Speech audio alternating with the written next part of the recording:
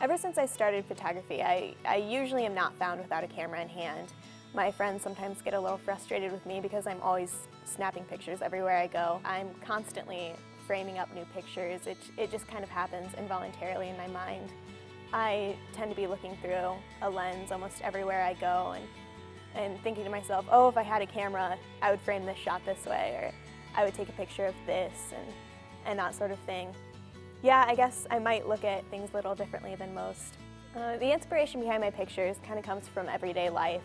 As I'm walking around, I tend to take in the natural elements of architecture.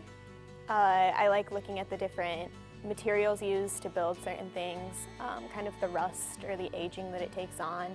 I really look at the colors that has been produced from that, and it's fun to play with the shadows and the highlights of just natural lighting especially. My pictures really tend to focus on more industrial settings as opposed to natural or portrait work. A lot of the areas I like to take are kind of in the cities, maybe in the more rundown areas, really looking at the symmetry that buildings create, even if it wasn't intended by the architect. The picture behind me is one of my favorite pieces of work that I've done. It really means a lot to me for a couple reasons. My co-workers from London actually framed that and gave it to me for my going away present on my last day of work. So it has a little bit of sentimental value to it, but I think it's also one of my most interestingly composed pictures.